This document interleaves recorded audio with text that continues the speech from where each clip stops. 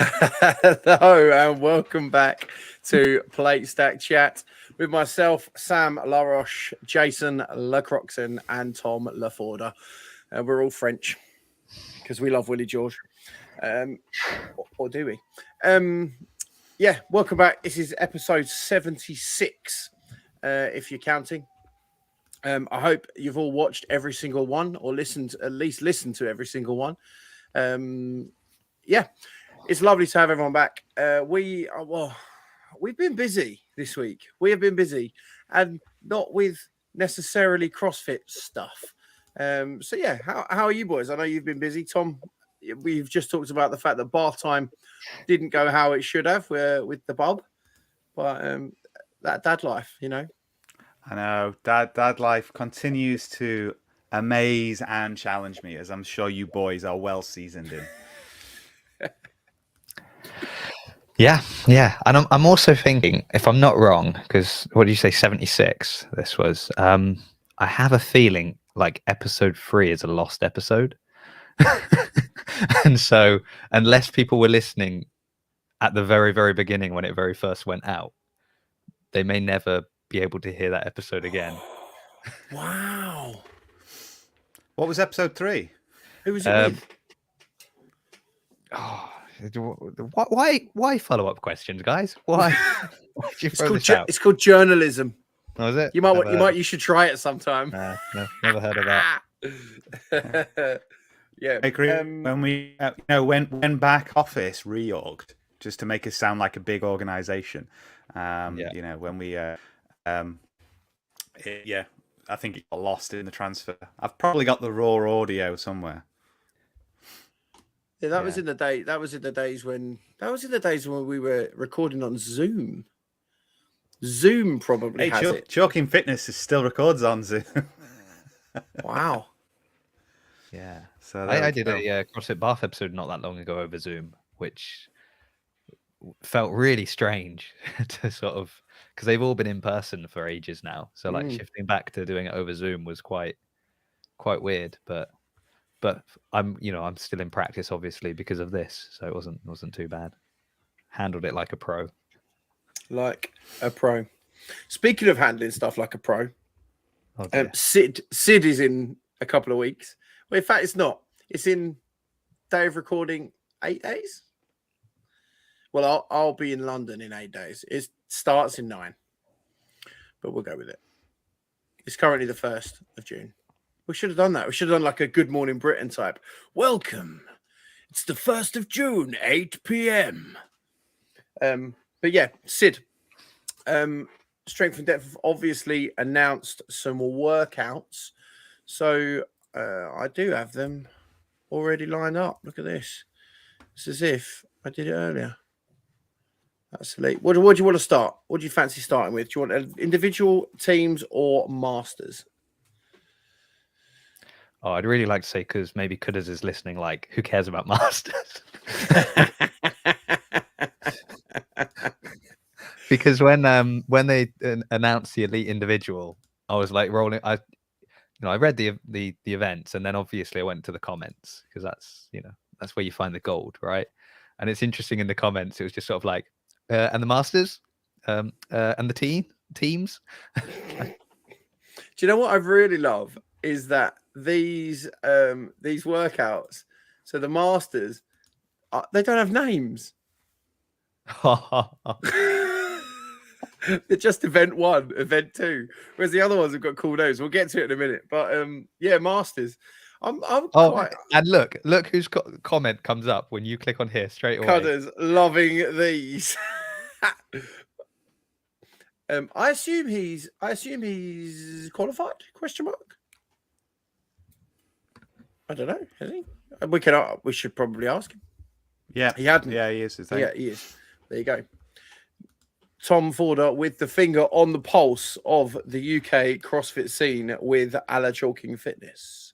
So it's only I think it's 10 athletes per division. So it's actually a relatively small. Because I think they had qualifiers, right? So it's quite a small kind of I was going to say call it an exhibition, but it's not, because it's qualification. So but there we go. Yeah.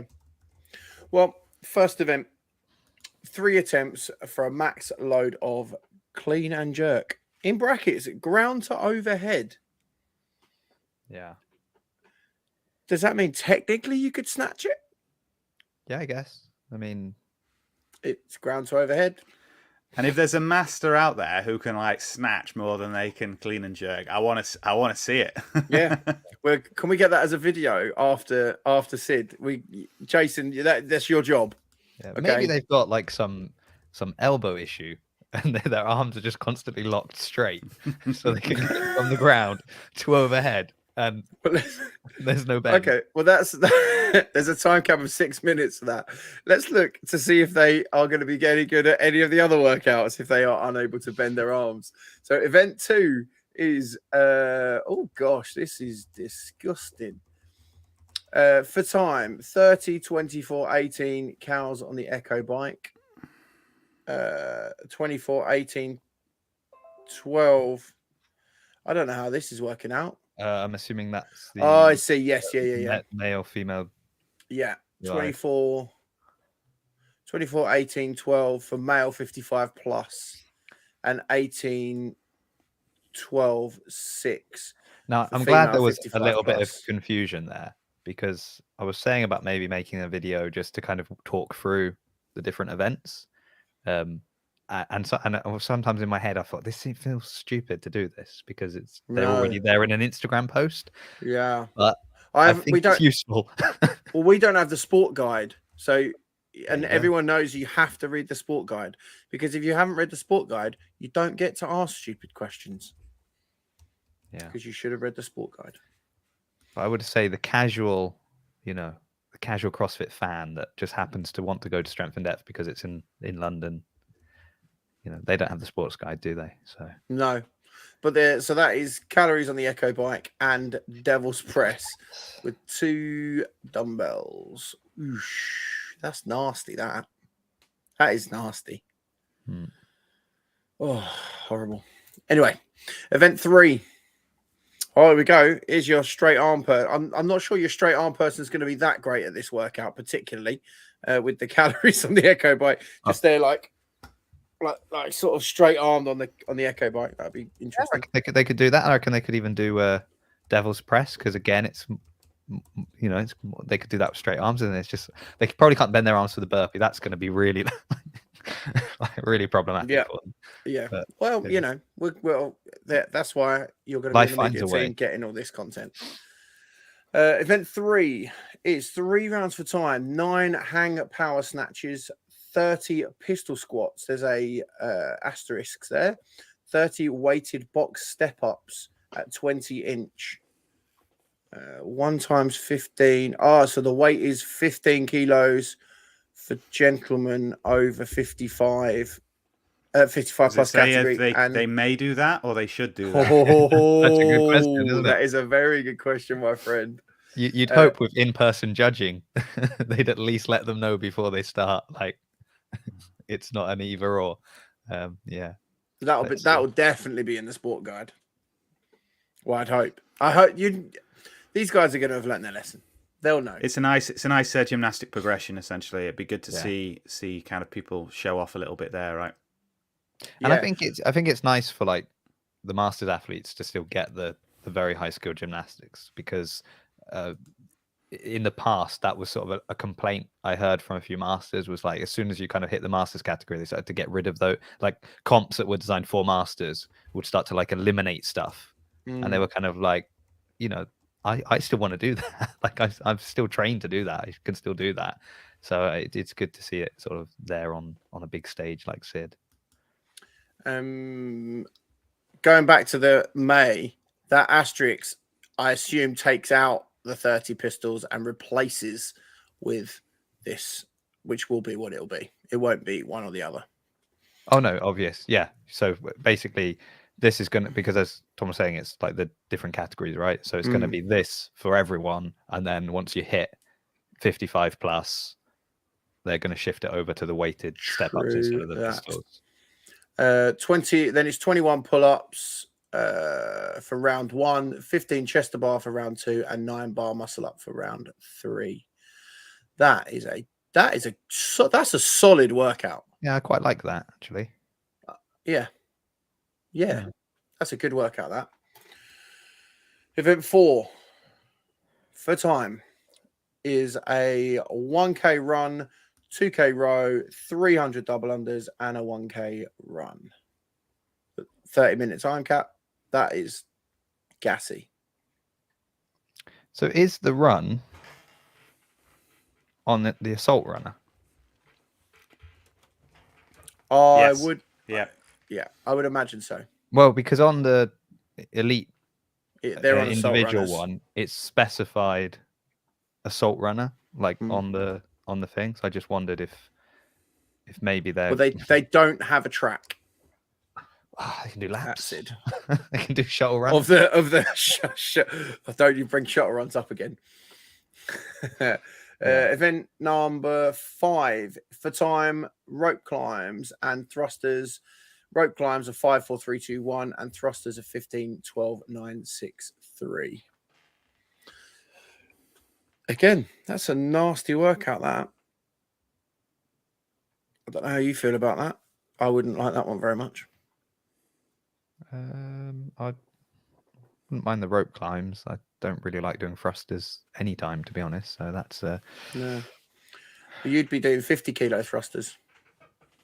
Oh, I wouldn't know. Yeah. We all would, I think. We're all 35 plus. Yeah. What was the weight of the second bar during the Open this year? Was that 52? Was it? Yeah. Yeah. Oh, they were grim. So yeah. The dream. Well, if you think about it, I mean, with that rope climbs, I mean, they're not legless rope climbs, so you know, you do with good technique, you shouldn't be using your arms too much. But then if you're using your legs a lot, then that's going to kind of carry over to the thrusters. Yeah. So there's an element there where your thrusters are your rest between the rope climbs, or is it your rope climbs are your rest between your thrusters? So I mean, the expression the thrusters are your rest is already pick like pick your poison, really. Of doom, isn't it? So, but they're pretty small sets. So like, you know, you could do that in like an 8 and a 7, right? And try not to jack your heart rate too much, right? Although it's a 9-minute cap, so yeah, don't take too much rest. Like the fuse and go, right? The recipe for success, sponsored by Trifecta. Oh no, brought to you by Trifecta. So here's the thing. Go on. Here's the thing I want to ask. If anyone's just as you've mentioned Trifecta, because I don't think I've said this anywhere yet. So obviously you've got the standardized workouts across the different semifinals, the 2 workouts from CrossFit, right? And every time they're giving you like the recipe for success. But I've noticed that they've been different. So I'm wondering... it's almost like CrossFit has like favoritism. It's just like we're going to tell you how to do it a bit better than the other guys. Yeah. It's a bit of artistic license from our broadcasting chums, I think. Yeah. Oh, imagine if you got that job. You get to write the recipe for success. Oh, mate, you could come up with a whole bunch of you could just absolutely milk that, couldn't you? Yeah. The recipe for success. What's it going to be? I am like I've got a job to create some taglines for the events, just for my own kind of like post type thing, right? You know, being like, well, how would you kind of like introduce like an event like that, right? Why not? It's kind of like, do you know, I see it linking this back to Plate Stack Chat. You go and stand around the board, you get briefed the workout like with your coach, and you turn to your buddy and you've just got some quip that you say, being like, just start fast and get faster, right? And just, you know, that type of kind of like intro. Yeah. Eat poo and die. Yeah. Maybe. I'm trying to think, like, do you go with ingredients and then like a method? So the ingredients of this workout are this, and this, and this. And then I put a little bit of La Roche sauce on the top. That's the special stuff. Man. Anyway. that's event 5. Then event 6 are 25 deadlifts for time, 25 deadlifts at 100 or 65, 50-foot handstand walk, 25 box jump overs at 24 and 20, 50 toes to bar. There are lots of asterisks after these things, so we'll go through that in a sec. 50 box jump overs at 24 and 20, 50-foot handstand walk, and 25 deadlifts. Nice little chipper. So the asterisks are one asterisk is the different weight for the 55 plus 70 and 50, 75 and 50 kilos. 2 asterisks is 55 plus have a single arm dumbbell overhead lunge instead of a handstand 50-foot handstand walk. And round 1, 15 and 10 kilo handstand walk. Round 2, what? Oh, I see. This to do with the weight of the dumbbell, I believe, overhead. And then the 55 plus may step over, and the 55 plus on the toes to bar are doing 30 reps instead of 50, which I think is fair. That's a 12-minute time cap. That's pretty good. I mean, I wouldn't do it, but I'm getting capped. Yeah. Okay. Well, that one's brought to us by Battle Cancer, the Battle Cancer program. That one was good. So yeah, that was Masters. We've got before we go on to individuals and teams, I did message our wonderful friends who program these workouts. The gentleman from Gav and Ian. And yeah, I said, congratulations, you boys, on some great workouts. Well done. Cheers, dude. We're just parts in the machine. Absolute, I can't say that word. Absolute bad time work-wise because I've had to put a lot of work into getting the programming exactly right for this. Yeah, so they're humble. We're just parts of the machine. I think it's some great classic CrossFit across all the divisions, really, and I think that's that'll be well received by both the masters, the teams, and the individuals alike. To shamelessly name drop, when I was recording with Sam Briggs, little sneak peek because the episode's not come out yet. She said, "I said, is there anything you want to see at Sid?" And she said, for a semi-final, for a qualifier, she likes classic CrossFit. Unknown and unknowable is all well and good as a spectacle, but actually when like a place to Madison is on the line, you don't want something that's gonna perhaps stretch the field for kind of less tested reasons, right? So you don't want something that's gonna over benefit a specialist because they used to be whatever. So there you go, little sneak peek. So I'm sure not only will she be happy to see classic CrossFit, but there's definitely some Briggs-esque wheelhouse workouts in there, I think. So I'm excited to see her on the floor. Yeah, I think we've talked about it on the Around the Plate stat before, but the idea that they're tests, they're filters until the games, which becomes a test.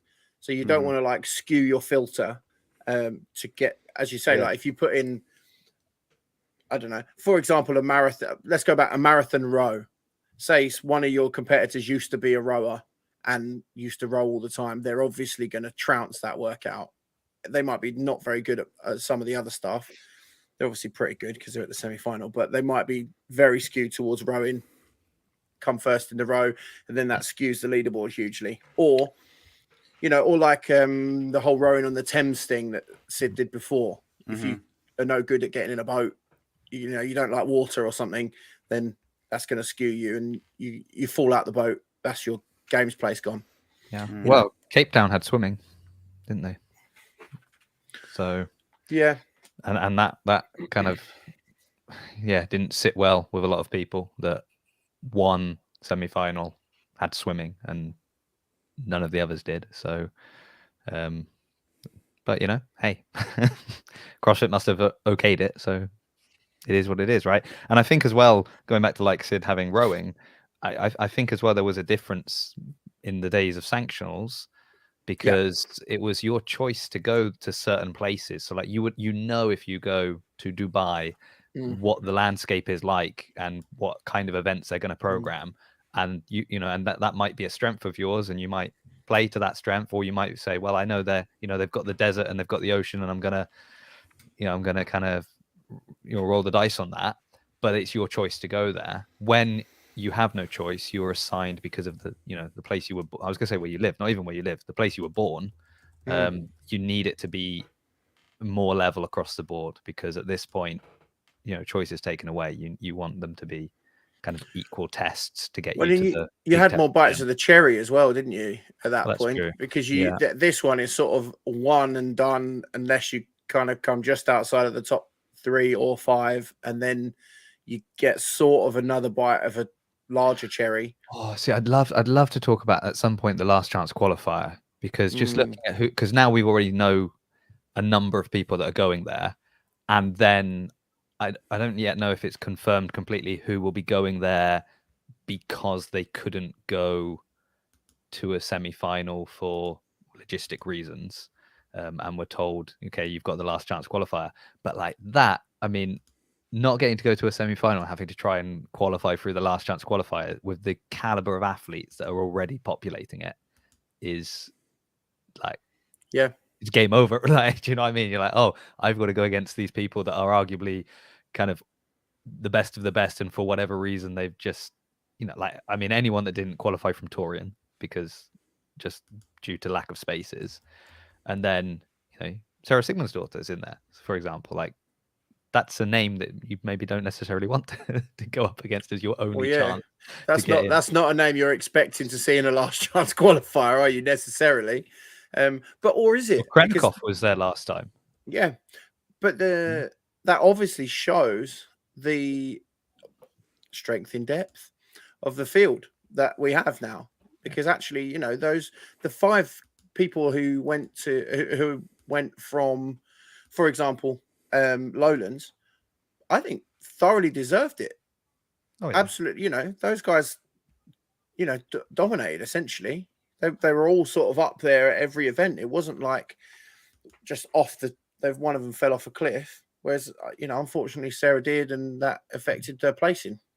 And she had really 2 workouts to sort of try and get back up there. And then I think that wraps around to Tom's previous comment about what you want to see at a semi-final, and how, one specialist workout can skew the field in such a way that that person does miss out by, and I mean, and I guess that only works in the sense of not that the specialists that smashed that event, or the specialists that smashed that event, qualified, because they probably didn't, but they were able to disrupt the point system just enough to, kick someone out who's not. But then at the same time, I counter my own argument with like Hayley Adams, who, qualified despite there being, the one of the events that is standardized across is obviously a heavy, this heavy lift with the cleans, front squats and jerk. And that was absolutely a damage control event for her. It's really, I think she came 23rd, something like that, in that event, and yet is still able to qualify. So, if you are that good at everything else, maybe you can survive a specialist event as well. Yeah, I think that is an interesting one. I know she didn't finish high there, certainly, but she didn't finish out the top 5, I think, in the rest. Correct me if I'm wrong, but I'm pretty sure that's true. Yeah, but I'm not. It's great, isn't it? It's great we get the opportunity to. Well, I'm really looking forward to the opportunity to being out on the floor with these guys, which is going to be absolutely banging. But let's crack on to the elites. Let's go. Shall we pick a couple of workouts that kind of appeal to us, that we're excited about, rather than necessarily just going through them in their entirety? Or do you want to go through them all? Let's do what you say. Well, I'm going to start at the end, and I want to say I want to say event 6.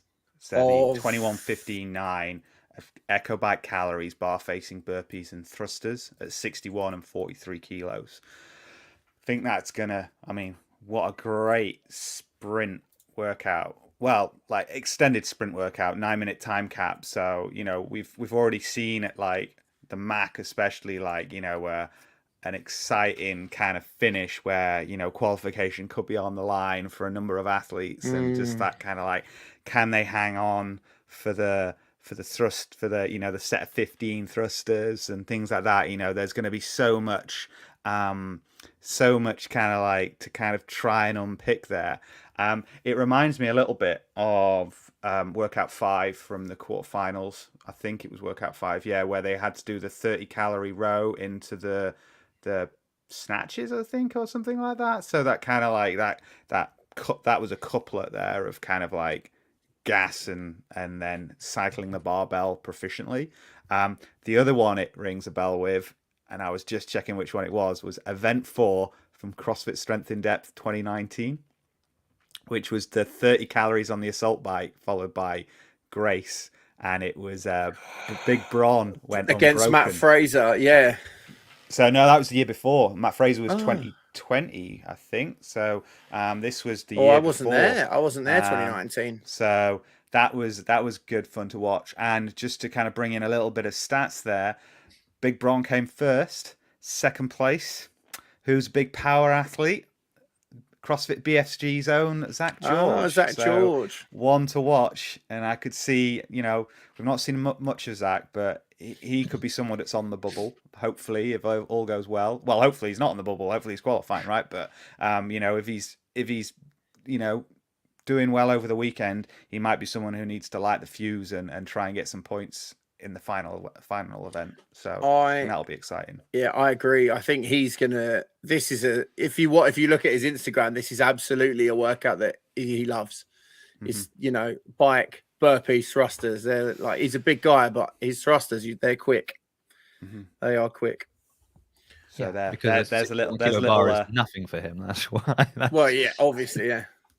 Yeah, I think. So there's, I mean, this is why talking about the programming in general. I mean, so even reading the comments on the post that they put out, like people seem very positive about the programming of Strength in Depth, and I haven't seen people being super positive about the programming of all the semi-finals. In fact, if anything, you hear quite some criticisms. But I think, you know, we've just skipped to the last event, but I think when you look at it as a whole, it's a really interesting picture of how the whole kind of weekend will work.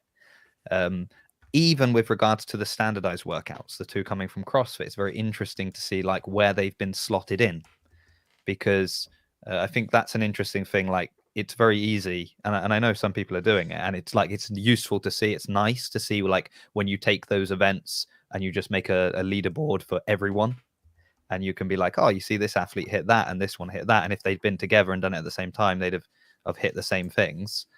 But obviously, you know, at some semi-finals, they did the legless rope climbs before doing the heavy lift. In others, they've done it the other way around. Some have done it as like the very first event. Some are doing it towards the end of the comp. And I think that would obviously, you know, depending on how fatigued you are, is going to play a factor in how well you do on that. So I think it's interesting as well where Strength in Depth has positioned them. So the complex is the third event. So I'm assuming that's going to be the first event on Saturday morning. So you'll have, you know, you'll come in kind of relatively rested to do your big lift, if that makes sense. Obviously, you've had a day of competition, but not a morning of competition. And then similar thing with the Sunday, right? We've got the legless rope climbs and the run as event 5. So the first event on Sunday, and then leading into this final event that Tom's just mentioned, that is going to be, you know, I think calories on an echo bike for bar facing burpees and thrusters is the one that you kind of want to go as fast as you have to, right? Not as fast as you can, but as fast as you have to. And if you don't have to go that fast, like, better. But when it's the last event and it's like all or nothing, and this could be the difference between you getting into the last chance qualifiers, you getting into the, you know, getting your ticket to the games, or just not getting anything. like that is a pain cave workout where you've just really given people the go ahead to bury themselves as deep as they can. So we were talking about Big Zach, and the last day seemed to be like his day. You'd imagine the legless rope climbs and running, and the echo bike, bar facing burpees and thrusters workout. So probably, I would put them in his wheelhouse. So it in terms of sort of gaming if you're gaming it, like you've just got to be within sort of punching distance, right? At that point. And then you can go, right, let's just, as you say. Yeah. Like and I'm sure he'll do pretty well on the complex as well. So yeah, well, no, exactly. So I mean, it's interesting, yeah. What about event 1? Copperfield. It's very similar to one of the Masters athletes event we just looked at, but 1,000-meter run, 2,000-meter row, 300 double unders, 1,000-meter run. It is exactly the same as the Masters. So when you see that, I mean, any athletes like jump out to you that you think are gonna really enjoy that workout? I think it's a fantastic start for the engine from England, right? Yeah. So, I think that's it's going to be interesting. I mean, it's a little bit reminds me of like the 333 with the 300 double unders in it. Now I can't remember what else was in the 333, but is that 3K? I think like 3K run, 3K row, 300 double unders, 3K run, and it was the one where like Froning was like walking for the like last thing. And I think what's going to be really interesting with it is that second kilometer on the run to finish, where athletes are going to want to push hard to get the highest place they can, but like I've once tried running on an assault runner, and it takes some getting used to so that you don't run up the front or run off the back.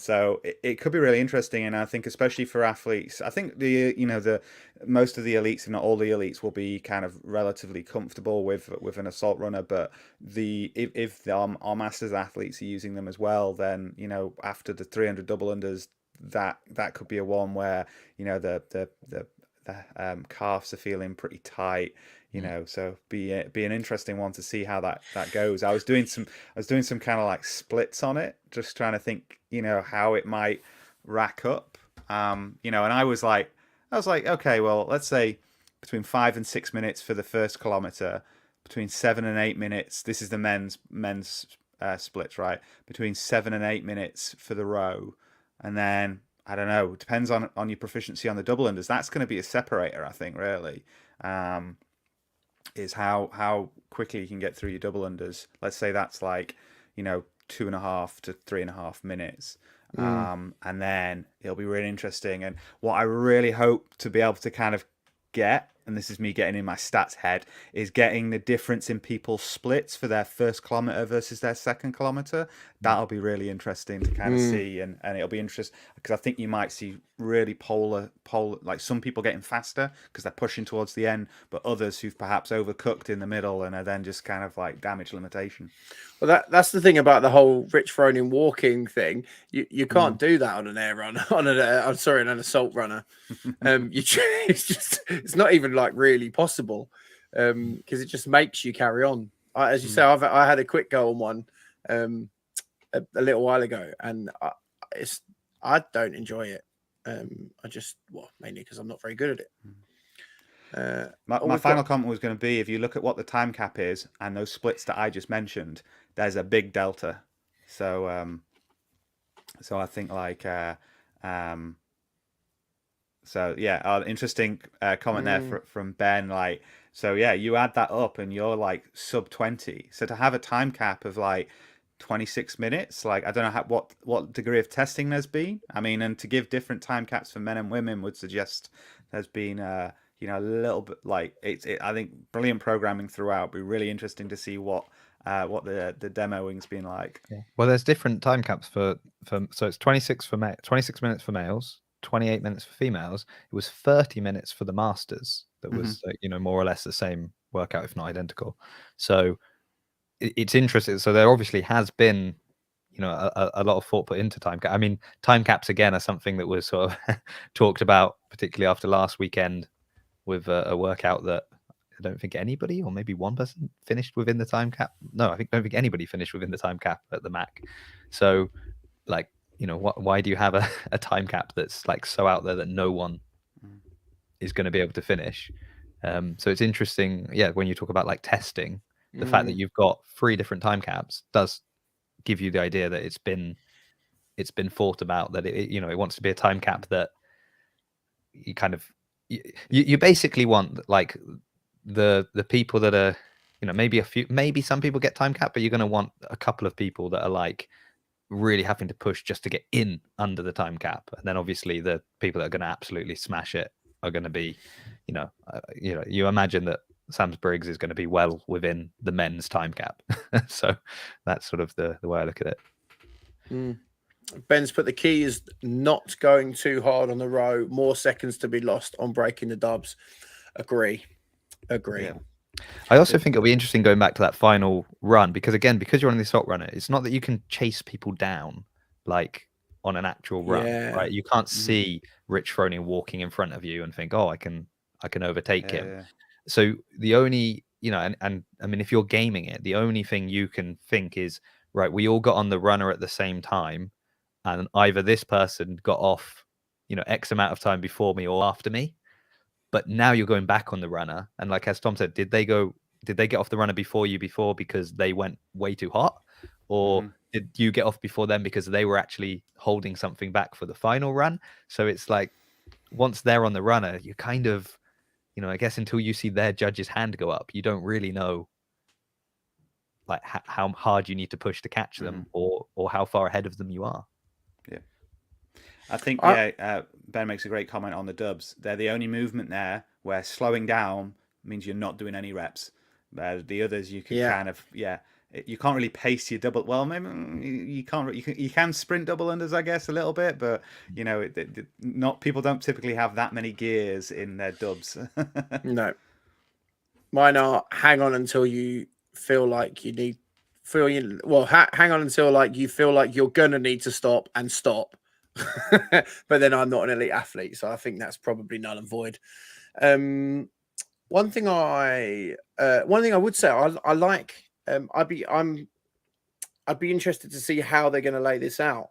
If there'll be 2 assault runners, or if they'll go back to the assault runner, because I think the floor would look good if they left to the first assault runner, then a rower, then some double unders, and then an assault runner to finish, and then to the end of the lane. I think that would be a really cool way of doing it. But it depends how many assault runners they're going to have on. They're going to need. I haven't had the list through. Ben would like a chess piece to be moved. Okay. Okay. Yeah. Well, that's It will be. It will be a literal chess piece. It's going to be tiny. You can have trouble seeing. Yeah. Well, not athletes, obviously, judge or someone else. Well, I don't think a judge is going to be moving a chess piece. I think it will be more likely that. But I feel like there was one of the semifinals where they had like the judges just pushing back a chess piece every time they hit a certain number on something. I may have been Torian. I can't remember. It's probably the first. I'm pretty sure it was the first weekend. So never say never. Who knows? But you're right. I'd prefer it to be a staggered thing, so that there are, for example, there are 2 assault runners, so that you see the progression. I think they will have thought about that probably. Or a conveyor belt where as they progress through the kilometer, the assault runner moves across the ground, and it will look like an arcade game, right? When you're like betting on the horses, and the horses just like kind of they're like going forward. Yeah. I reckon drop the boys air message. I reckon they can rattle that up pretty quick. Yeah, I reckon. Yeah. I reckon so. Just some sitters are having to just push them right forward as they go. One little factoid from me, and last comment on the elite, really, and that's obviously we've got the 2014 event 5 from regionals. In the women's field, there are 2 athletes who were in that 2014 European regional, and they had very different experiences. Both have won the CrossFit Games. Can you tell I've been doing my facts? Sam, I hope you're making notes. But what's really interesting is one of them's Katrin David's daughter, and that is her infamous rope climb kind of like failure, where she was capped, I think, with like 9 reps left. And I believe, actually, if you read like Ben Bergeron's book, it's off the back of the 2014 regionals where she drops out of qualification that he reached out and she went and trained with Ben and then went on to win the games back to back. So a definite big part of CrossFit Games history started at the regionals there for Katrin, I think. And the other person, Sam Briggs, won that event with 431, which would be good enough for 6th at Lowlands. So that'll be interesting. No, 7th at Lowlands. So gives you an idea of how the European field has improved over the last 8 years. So I need to get some time with you, Tom, before Sid, because I was thinking about that. Is it weird that I was thinking about that whilst just doing other stuff? No. I really didn't want him to finish the thought, to be honest. Yeah, no. Whilst sitting thinking, I thought, you know what? I need to get some time with Tom to get some things like that to be saying. I don't know if I've officially said yet. We couldn't have it. This is news. This is breaking. It's not really breaking news because you boys know already. I will be on the microphone or at Strength in Depth. My name is down for the elite floor. So hopefully I will see you all there. You can be cheering on your favorite athletes, where I'll be giving you all the things that Tom has given me to say about all of the athletes. No, I have been doing my own research. I'm not as good at remembering stuff as Tom. I've written it all down, but I can't my memory is not as good. So when you see, if you're not sure which one Sam is, just look for the MC walking around with a massive binder, trying to pull out his little facts. I'm genuinely not even joking. I'm going to post a picture on Instagram after this I did an event for My Zone at the weekend, and it was OCR versus functional fitness, and I did a deep dive into each athlete as they went, and I took a picture of my notes, and it's like scrawled all over the page. But people that were there loved it, and they really, and the athletes loved it as well. Actually, someone who took the time to find out a bit about them rather than just going, "Yeah, go on, son, you could do it. You do really well." Like, well, I know I'm an elite athlete. I should be doing pretty well. Like, but yeah. As we know, stats tell stories. They do, and I am a convert. I'll be honest, Tom. I am a convert. Yourself and Tyler have converted me, and I talk to Tyler most days about various stats, and I am a huge Z-score convert. But we'll talk about that a bit later. Let's quickly move on to the elites team. Sorry. Event 4. Let's talk about event 4 then. I'll go on Tom's. Let's pick an event that stands out. I think event 4 for teams, particularly because it's the inclusion of the worm, isn't it? So it's the worm, it's synchro burpee. So it's 20 worms ground to overhead, 30 synchro burpees, 50 synchro toes to bars, then 20 worms, 20 worm ground to overhead, 50 synchro toes to bar for the male and female 2, 30 synchro burpees, and then again 20 worm ground to overhead. And I just think like when you think team, what you want to see is them working as a team, and that involves synchro, and that involves moving something like the worm well together. So I don't want to see lots of kind of 4 fit individuals smash a workout. I want to see a team smash a workout, and this is kind of exactly what I think of when I think of a team event. So I'd be I wouldn't want to do it, don't get me wrong. Catrice is welcome to take this one on himself because I am. But yeah, I think this is classic teams CrossFit. There we go. It is. I think it's really good. The as you say, the worm is going to be obviously the separator here, and I guess the toaster bar as well. You would hope that all the teams have been practicing movements synchronized. You know, they've had it's but like things like the toaster bar are great because if you just it's not a movement where you can wait. Do you know what I mean? You can't. Oh, I'll just keep my toes at the bar for you. It's not like it's not like a muscle like synchro muscle ups, and one of you gets up there and the other one's just not quite there, and you just hang on a second until they're there, and then you come down. Like you need to be in sync in time, and you know when you think of how you're doing a toaster bar, kind of how quick and fluid that wants to be, if you're going to be especially if you've got to get through a big number. So that's where you'll see the teams that have and going to the idea of it being the affiliate cup, and it is people that train together and spend time together and have been able to put together these things. I think it's a great test for them.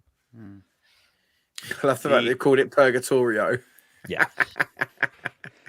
the team that immediately jumped out to me for this workout's CrossFit Surbiton motion training, because the worm workout event 10 at the games, they won. That was their event win. Now, a few things to comment there because it was quite a different workout. It didn't have any synchro toaster bar. It had the pegboard climbs, and the worm work was worm squats rather than say ground to overhead. And there's a lot more synchronicity required to efficiently work through ground to overhead with a worm than there is for worm squats. You can kind of set yourself with a worm squat and then go through it. So the movements are different. The other thing to acknowledge as well is that 50% of the team is different this year, but they all train together. So be interesting to see whether that synchronicity remains a strength for the guys at Motion. Yeah, and Mayhem's team changes by about 50% every season anyway, and they still do really well. So obviously, there's definitely that margin you're allowed to change in and out and still have a really good team. Well, they I've seen some videos of the guys who were potentially testing these workouts on Instagram, and there are lots of fail videos. Let's put it that way of these sorts of movements, which is quite funny. Which is cool. Sam, there's also another thruster and legless work. You'll be out on the floor with the mic. What type is there a team workout you're particularly excited to kind of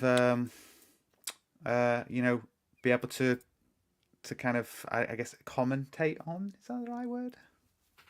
Yeah, I think it's the sixth one, the workout 6, 2 rounds for time, 30 count echo bike, male and female 1, 40 strict handstand push-ups, but where the others are doing a handstand hold, which I think is, so there's a burden built into it as well, it seems. With a 20-foot worm lunge. Now, they're saying that the final 20-foot lunge is an overhead worm lunge, which is going to be something spicy. But obviously, it's the last workout, so there's going to be teams going hell for leather trying to get their last few points before. And I think that is going to be... I think all of the event 6s in every category are going to be absolute fire. But I think this one is going to be pretty spicy. I really like the fact that there's a burden, which you don't get in every. Well, I don't know if there's any other.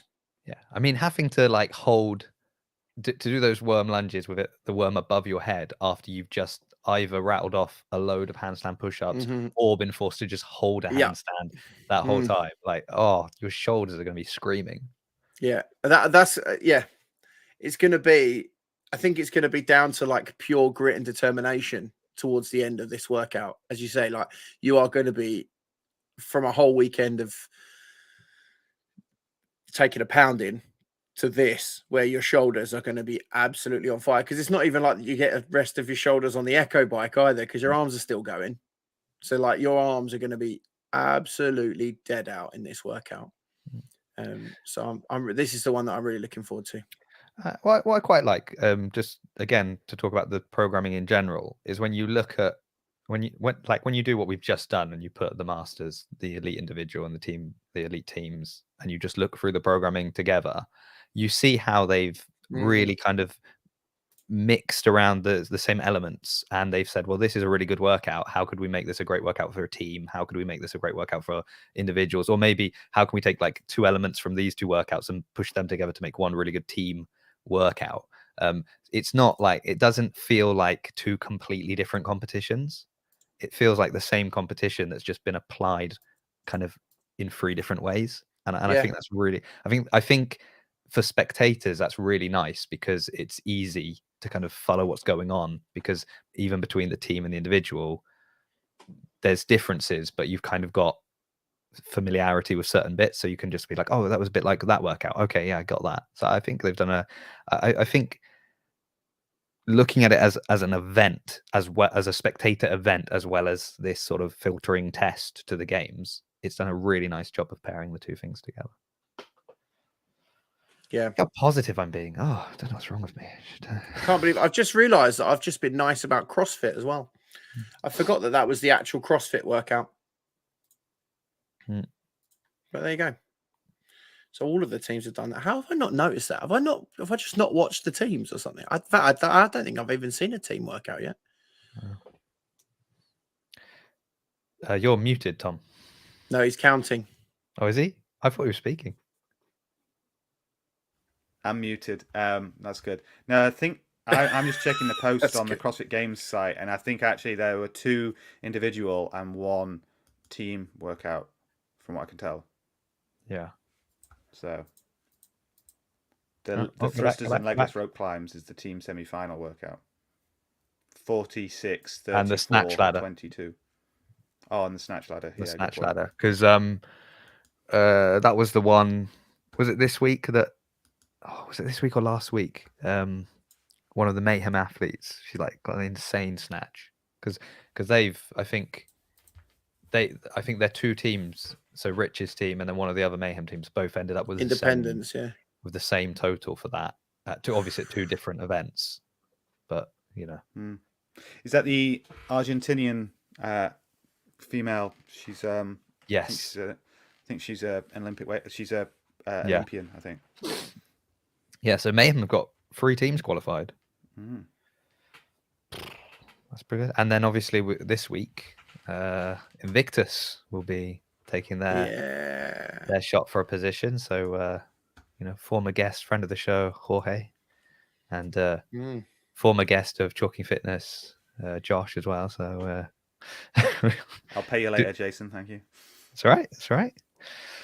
Well, speaking of what else has been going on this week then? I feel like speaking of paying us later, the next thing that I had down to talk about is actually some chalking stats. What else has been going on this week? Well, you say that, you know what's been going on this week because you've been posting about it. I believe today you posted. Was it today? 13 hours ago, in fact. You posted about the leaderboard average. I will show it on the screen, but the guys who are not watching. Tom, you talk us through it. Tom, obviously, if you don't know, is the founder, chief honcho, head honcho at Chalking Fitness. Only honcho. No, don't give me that. He's got a whole team of. It's a plethora of people that are his minions.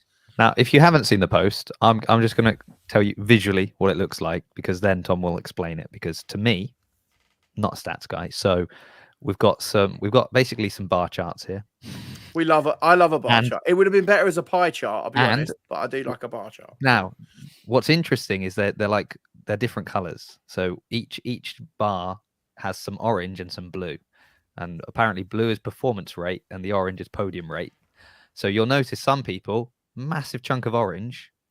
Some people, 0 orange, which, is very interesting. So like Elliot Simmons, there's no orange. He's only got blue. So when I look at that, I'm like, what's going on here? Why has this guy not got any orange? Someone else, Koski, whoa, orange for days. So I'm looking at this and I'm going, Tom, podiums for days. I do not understand what you've got here.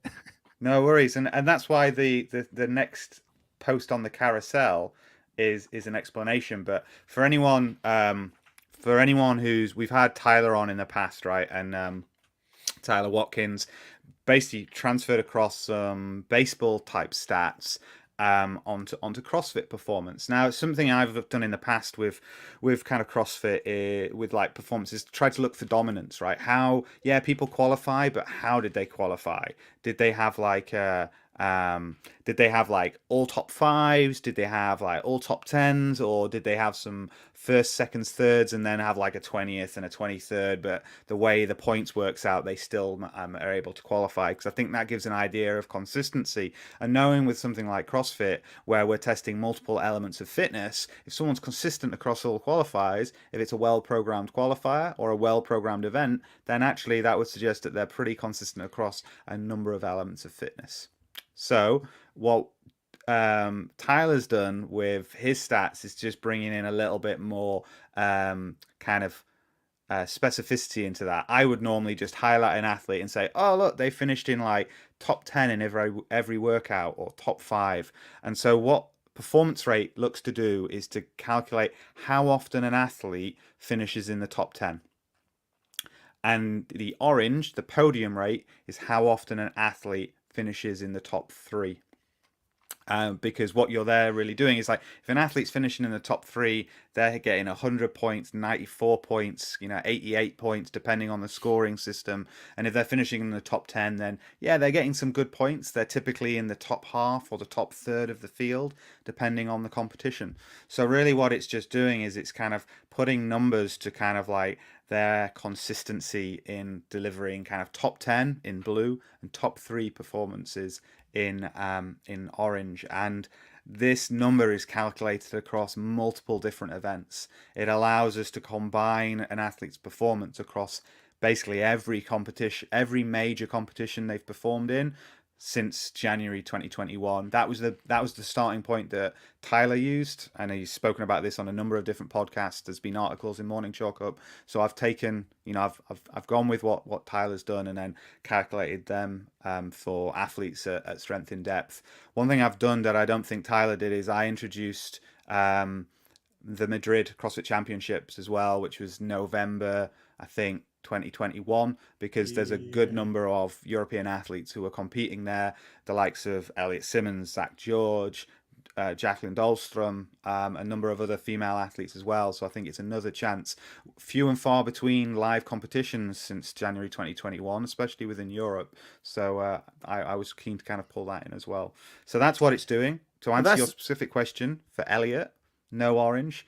You look at someone like Elliot, like he's up there because, especially at Madrid, he finished 7th or 9th, I think. So some top 10 performances.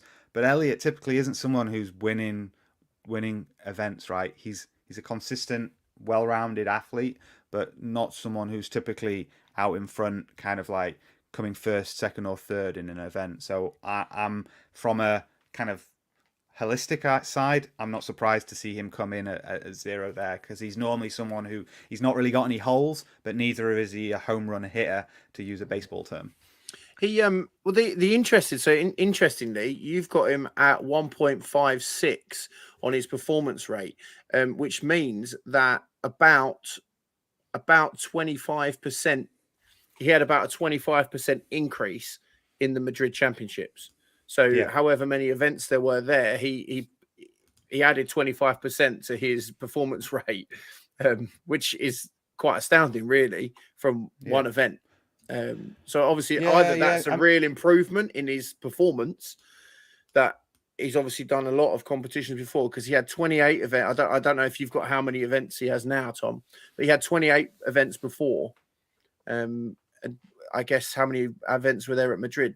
6, I guess. Well, no, I've got him at 41, so I've got a lot more. Okay. I've perhaps brought in a few more events than kind of like Tyler has. Okay. His countryman Zach George is another person who has jumped up significantly because of his Madrid performance. Now, some might say, is that a competition to include in something like this? But I think the more stats you pull in, the more these stats seek to acknowledge good performance rather than say disadvantage absence. They will disadvantage poor performance, but if you don't step out into the competition You're floor, not there. then you're not disadvantaged because it doesn't count as number of events, and that's what this is an average. It's good performing events divided by total events. And so Zach was not at Dubai, he was not at Wadapalooza. You know, it was disappointing not to see him out there. So his one performance that he's got really is Madrid, where he performed well. So it'll be really interesting if he's fully fit, steps out on the floor at Sid, to see how he performs against a very strong and breadth of field, really. So here's my question for you now.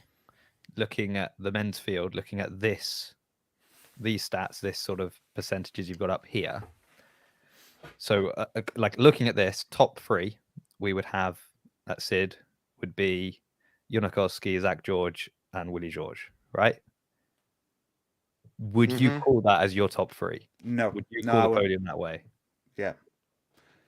So I mean the way I write the caption is a little different, and I know it's like, oh well, you know, doesn't say that in the rule book, but it's based on performance. I think Yunakoski would be my top podium pick, but really I'm probably pulling up. I think Wiley Georges has got a good chance if he's back from, you know, he's got a point to prove after having a 2021 season that was off the cards. Did really well at Rogue.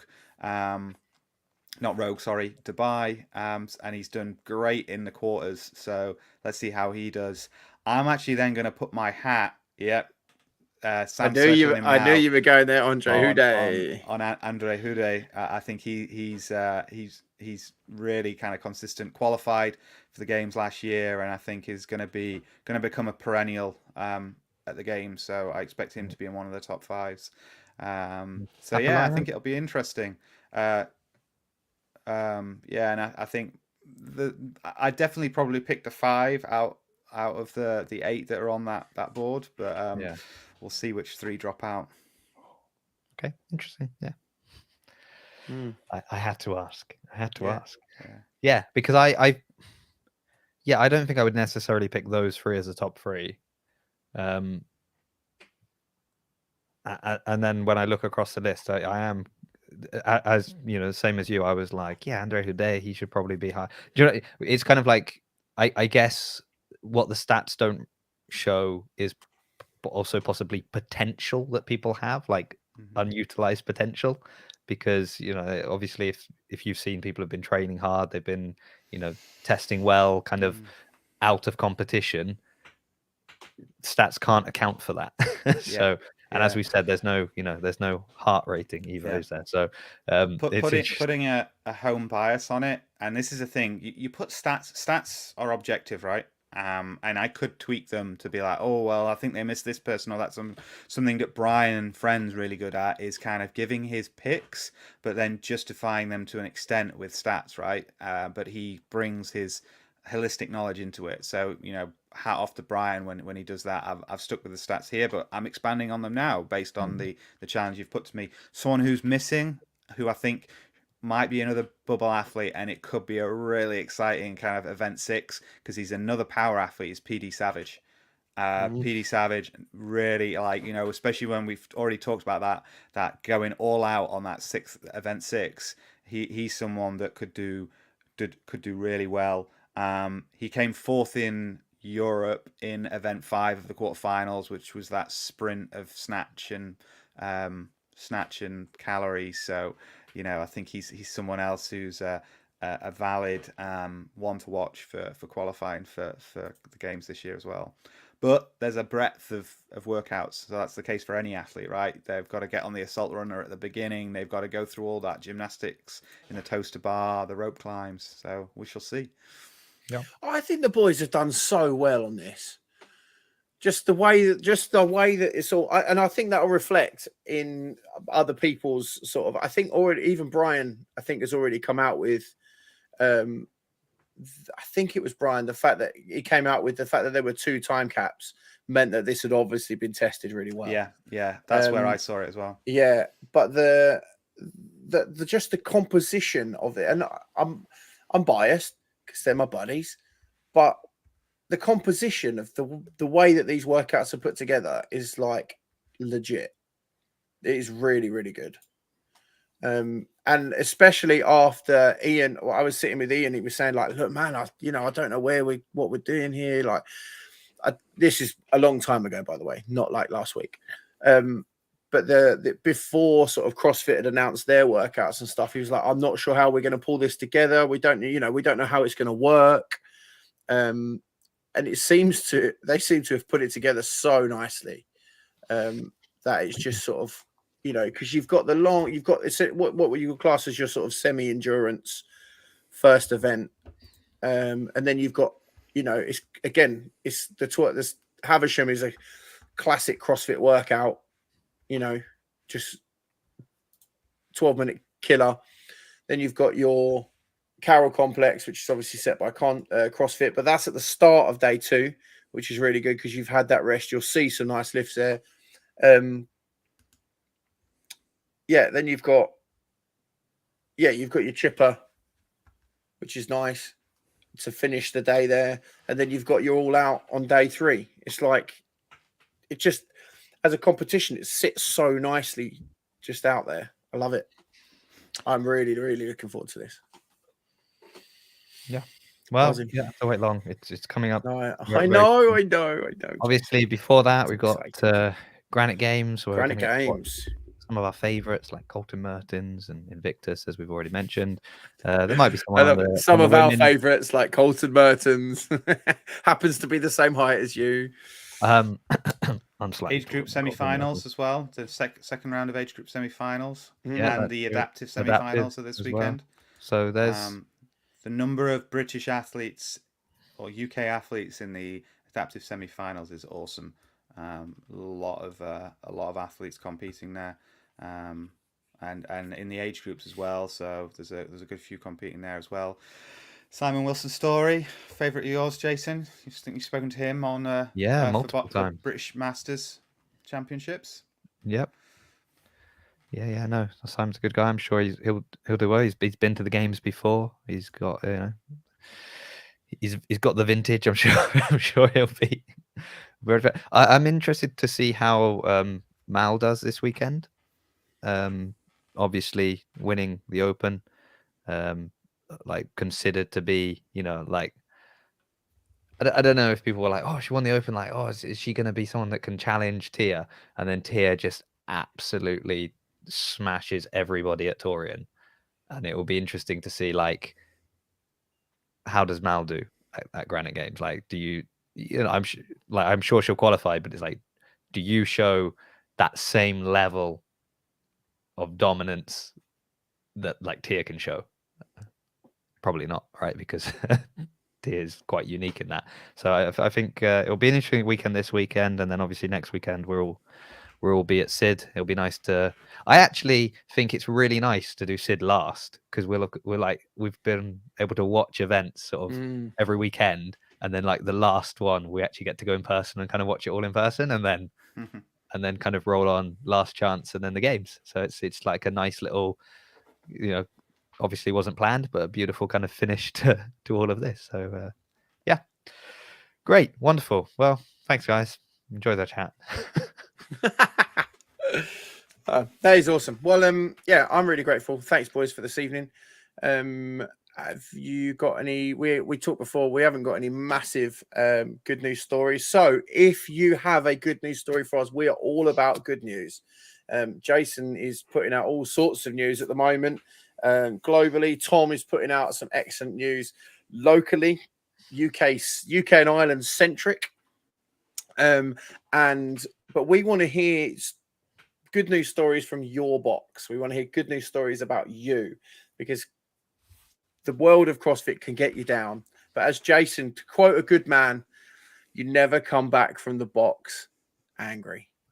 Yeah. And I just want news in general, because what I really like about Tom's decision to be so UK focused is that when he finds an interesting story from outside of the UK, he just forwards it to me now, which I really like. That's very convenient. So if everyone else could just do the same. Yeah.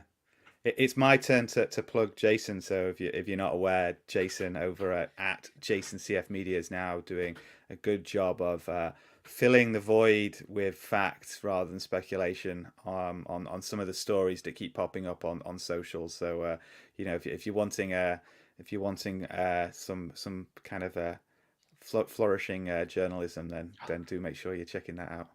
Would you like me just to add a little bit of something to one of the videos that I put out, and then after heard something from one of the athletes? So you know that Victor has been, you know, disqualified from competing on CrossFit Nordic.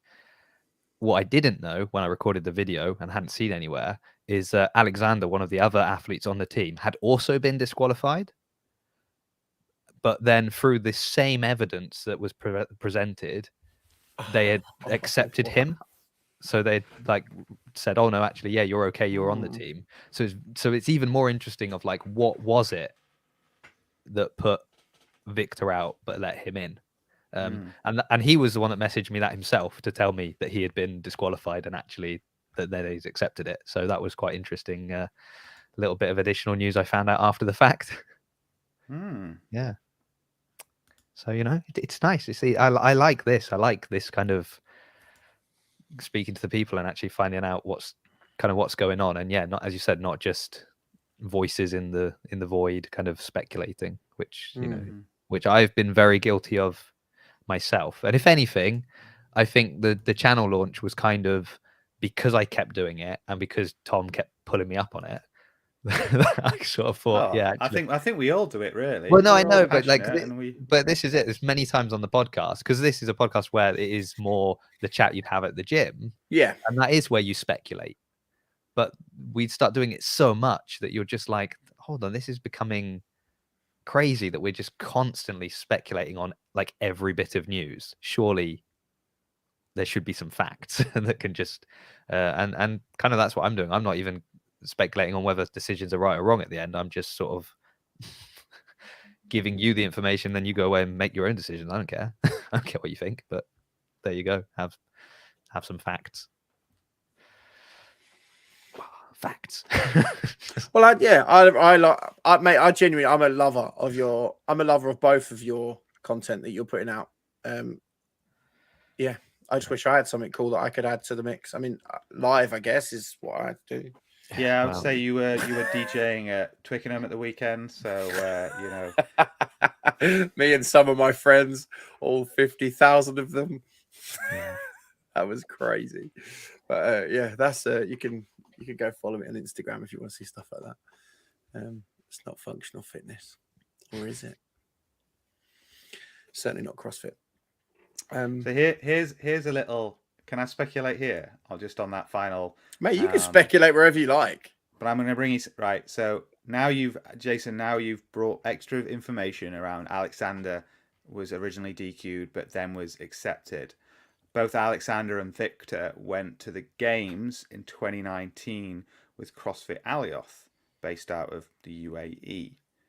Now, I don't believe that competing on another team in what was a sanctionals era where super teams or, you know, grab your 4 fittest mates was acceptable. So they all must have spent time working in training in Dubai, but as Victor's explained, and I guess Alexander's explained as well, they now live and work and train and live in, you know, in and around Stockholm. So who knows?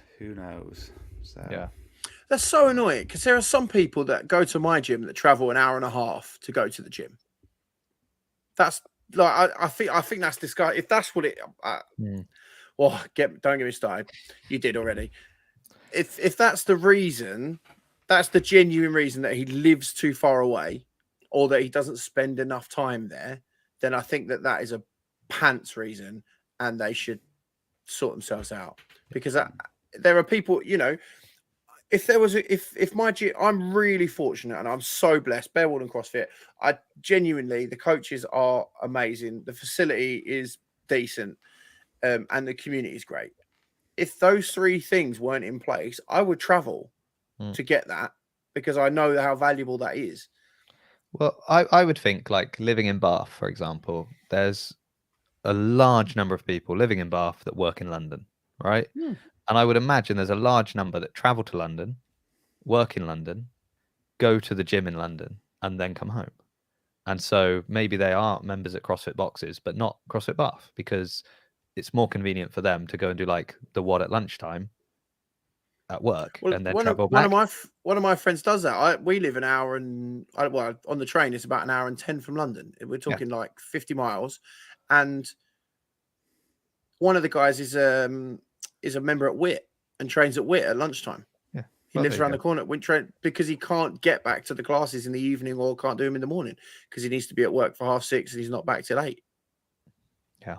Well, anyway, I mean, if only there was a rule book that specified distances and what people needed to do, and then oh wait, maybe there is. That could be the problem. Anyway, that's another story for another day. We'll wrap it up here. Do go look us up on all of the socials at plate.stack.chat. Jason is at JasonCF Media. Tom is at Chalking Fitness. I am at La Roche Original. Go to at Strength in Depth UK if you want to look at all the stuff that we've been looking at before. For your stats, you want the stats that we've been talking about at Texas, TEXXES. Yeah, just one S, isn't there? You'll get it. Tyler Watkins. It's in his link tree. Yeah. But anyway, thank you very much for tuning in. We will be back next week at some point, and do keep up to date on our Instagram because the day might be changing of which we broadcast. So yeah, please keep up to date on our Instagram, and we'd love to see you soon. Take care. Bye bye.